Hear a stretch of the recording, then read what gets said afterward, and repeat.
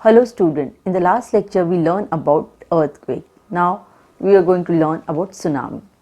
Tsunami is a Japanese word. In Japanese it means harbor waves. Tsunami एक Japanese word है जिसको कि कहा जाता है Japanese में harbor wave. Underseas earthquake, volcano eruption, landsliding and landslips cause displacement of ocean water, that is tsunami.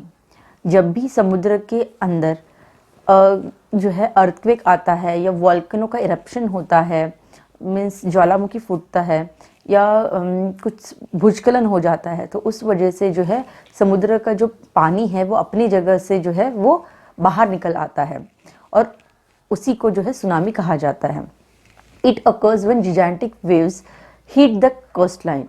ये तब होता है जब जो कोस्ट लाइन होता है उससे ये पानी जो है बाहर आने लगता है, बहुत ऊंची ऊंची लहरें उठने लगती हैं. तो ऐसा माना जाता है कि जब भी समुद्र के अंदर कुछ अप्रिय सा हो या फिर अर्थक्वेक आए या फिर वोल्केनो का इरप्शन हो, तो समुद्र का जो पानी है वो अपनी जगह से बहुत ऊंचा उठ के अपनी सतह से बाहर निकल जाता है और उसी के कारण उसी के इम्पैक्ट क्या होता है कि बहुत सारा नुकसान होता है. बहुत भयानक सी वेव्स जो है, बहुत लंबी लंबी लहरें जो है अपनी जगह से जो है हटकर जो है बाहर निकल आती है.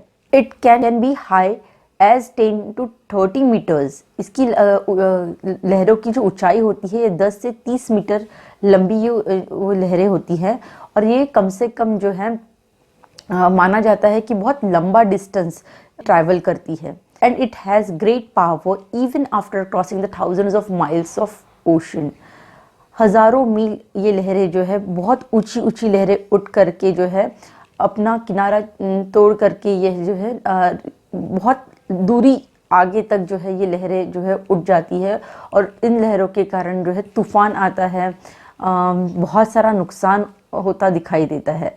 तो सुनामी जो है वो अचानक से आई हुई समुद्र के अंदर का तूफान है जिसकी वजह से बहुत ऊंची ऊंची लहरें उठती है और ये लहरें इतनी खतरनाक होती है कि 10 से 30 मीटर तक ये लंबी लहरें होती है और हज़ारों किलोमीटर तक ये लहरें जो है आगे बढ़ जाती है, रिहायशी इलाकों तक ये चले जाती है और उसके कारण बहुत ज़्यादा नुकसान जो है देखा गया है.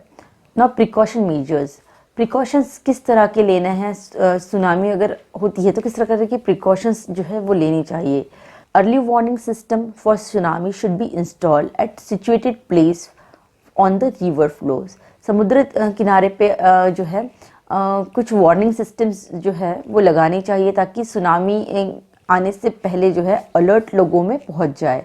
Mangrove forest along the coast should be developed that can absorb some of the impact of the waves. Mangrove की जो है फॉरेस्ट जो है जो समुद्र तट के आजू बाजू में लगानी चाहिए ताकि मैंग्रोव्स के जो पेड़ होते हैं वो जो समुद्र से उठने वाली लहरें होगी या फिर उसका जो इम्पैक्ट होगा उसको एब्जॉर्व करने का काम करती है. Proper public address system should be develop to alert the people living along the coast.